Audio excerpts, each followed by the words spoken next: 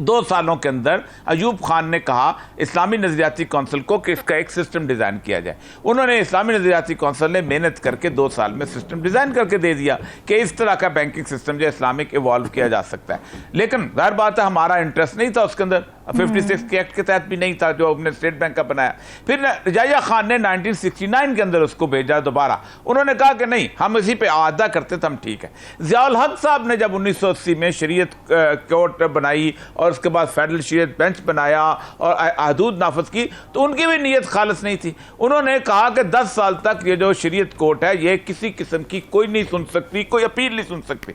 तो 91 के अंदर जब ये पूरे का पूरा बंद टूटा और 10 साल की मोहलत खत्म हुई तो तकरीबन 215 लोग जो थे वो चले गए फेडरल शरीयत कोर्ट के अंदर और उन्होंने अपील दायर कर दी। फेडरल शरीयत कोर्ट ने 92 के अंदर इसके खिलाफ फैसला दे दिया और कहा कि सूद, बैंकिंग सूद जो हराम है।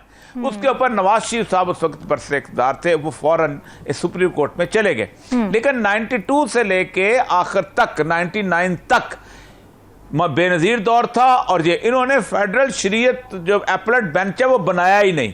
न कभी चीफ जस्टिस जज नहीं देता तो कभी जनाब उलमा नहीं आते, तो ये पूरा बना ही नहीं। लेकिन वो जब मुशर्रफ आया तो रूटीन के अंदर वो बन गया।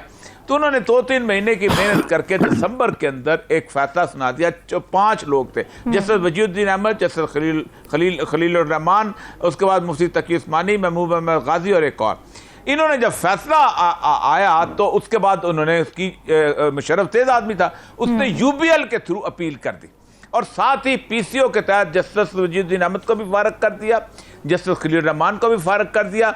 तकी उस्मानी साहब से हलफ लिया लेकिन कहा कि नहीं, अभी तुम्हारी जरूरत नहीं। अगले दिन नोटिफिकेशन करके उनको भी फारग कर दिया गया। तो उस फैसले के खिलाफ सुप्रीम कोर्ट ने एक रिव्यू पिटीशन में उस पूरे 1000 सफ़े को फैसले को डिसमिस कर दिया और बगैर अपनी ट्रेडिशन के खिलाफ उसके खिलाफ अपना फैसला लिखने के बजाय वापस शरीयत कोर्ट में भेज दिया और जो कि जिसके अंदर उन्होंने कहा कि इसको दोबारा अपने फैसले को देखो। हालांकि ऐसा तो होता नहीं, सुप्रीम कोर्ट का फैसला आ जाए तो अपना फैसला लिखो। वो फैसला वहां गया 2001 के अंदर। 2001 से लेके 20 साल ये फैसला, उसके अंदर हम भी पिटिशनर थे, 20 साल ये फैसला चलता चलता चलता चलता ये अप्रैल के अंदर इन्होंने, जब जो चीफ जस्टिस साहब शहीद हो गए हैं, इन्होंने और 2 और जजों ने ये फैसला कर दिया। इस फैसला कर दिया और कहा कि 2027 तक आप सिस्टम जो ख़त्म कर दो। उसके खिलाफ ये हुकूमत गई थी अपील में। 22 जून को ये स्टेट बैंक और 4 शेड्यूल्ड बैंकों के थ्रू ये अपील में गए थे। अब इन्होंने अपील में गए, अब परसों तरसों 2-3 दिन पहले मौलाना फजल रहमान इसाक डार आए हैं। उन्होंने कहा कि ये हुकूमत अपनी ये अपील विड्रॉ कर रही है और हम जो हैं इसके बारे में हम सूद के ऊपर उसके बगैर हम इसके इकॉनमी को चलाएंगे। लेकिन उसमें एक कमाल कर दिया, जब ये गए थे तो ये खुद भी थे और 4 बैंक भी थे प्राइवेट।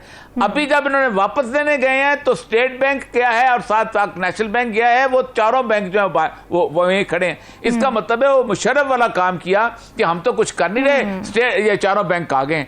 अब मसला ये है कि ये चारों बैंक जो हैं, ये शेड्यूल्ड बैंक जो हैं, ये under the regulation of state bank है। रेगुलेटरी अथॉरिटी उनकी वो है, वो एक लिख दे कि हमने इसको एक्सेप्ट कर दिया है, आप इसको अपील को वापस लें वरना लाइसेंस कैंसिल कर दिए जाएंगे। लेकिन ये मसले बेसिकली एक अजीबोगरीब किस्म की सूरत है। कल हम इस बैंक के खिलाफ, कल शरीयत कोर्ट में, मैं आज इस्लामाबाद में हूँ, इसीलिए हूँ कि कल शरीयत कोर्ट के अंदर हम इस्लामिक बैंकिंग के और इसी स्टेट बैंक के जो गैर इस्लामी इख्तियारात के खिलाफ अपील में जा रहे हैं। ठीक है हिलाली साहब, इंटरेस्ट फ्री बैंकिंग सिस्टम को इस्टेब्लिश करना कितना मुमकिन है और अगर ये इस्टेब्लिश हो जाता है क्या स्ट्रक्चर हो सकता है?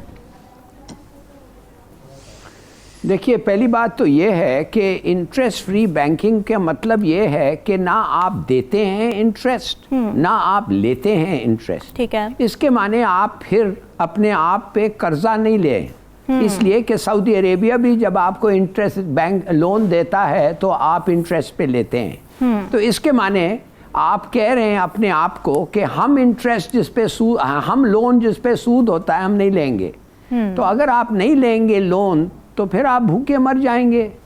अगर आप नहीं लाएंगे लोन तो आपका टोटल कोलैप्स हो जाएगा। वैसे ही आप जो इंटरेस्ट दे के लोन मांग रहे हैं आपको नहीं देना और बगैर इंटरेस्ट कोई नहीं देना है तो फिर ये बड़ा मुश्किल हो जाएगा ना आपके लिए, नंबर 1। मुझे कोई इसमें कोई, मैं नहीं ऑब्जेक्ट करता हूँ इंटरेस्ट, मैं सिर्फ करता हूँ उसके प्रैक्टिकली थोड़ा सा देखें।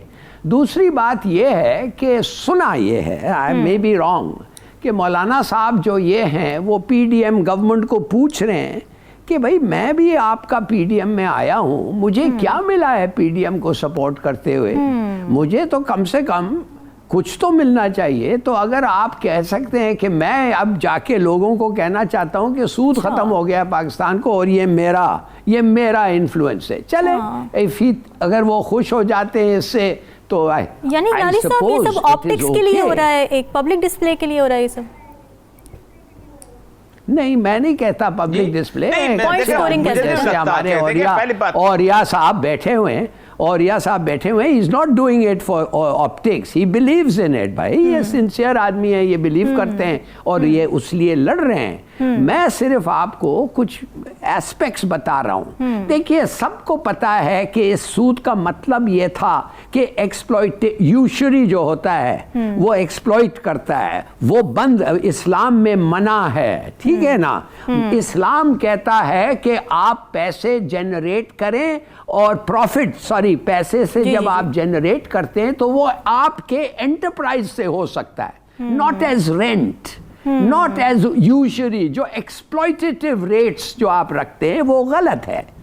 तो इधर क्या हुआ, बैंक्स और गवर्नमेंट्स क्या कहने लगे, बैंक्स को जब गवर्नमेंट कह रही है कि 15% हमने रेट रखा है, तो इस्लामिक बैंकिंग जो इस मुल्क में हो रहा है, 14% इस्लामिक बैंकिंग इस मुल्क में है। हर बैंक में एक विंडो है इस्लामिक बैंकिंग के लिए, और बैंक्स को वो कहा जा रहा है कि हम भी आपको 15% कोशिश करेंगे देने के लिए।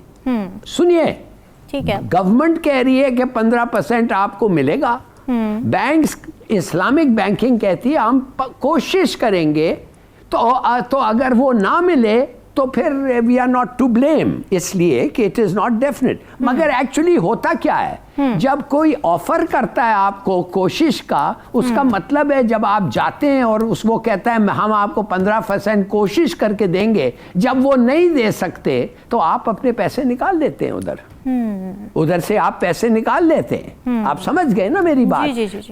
तो विदाउट रिस्क आप चाहते हैं विदाउट रिस्क, मगर एक्चुअली विदाउट रिस्क लेना मना है। तो अगर एलिमेंट ऑफ रिस्क आप डाल दें तो लोग कहेंगे कि मैं एलिमेंट ऑफ रिस्क क्यों, so you have to ban it in the whole country. और आपको कहना पड़े, फिर बैंक्स कहेंगे हाँ हम आपको मुनाफा देंगे, ये ले लें वो ले लें, तो आपको जज करना पड़ेगा, और अगर नहीं मिला तो आप कुछ नहीं कर सकते। आप कहेंगे कि चलो हमने रिस्क लिया था, हमें मिला नहीं। यू नो, ये फैक्टर्स हैं जो सोचना पड़ता है। आसान है कहना कि मना, आसान है कहना नहीं मना, but you have to think about why you are preventing it और why you are allowing it.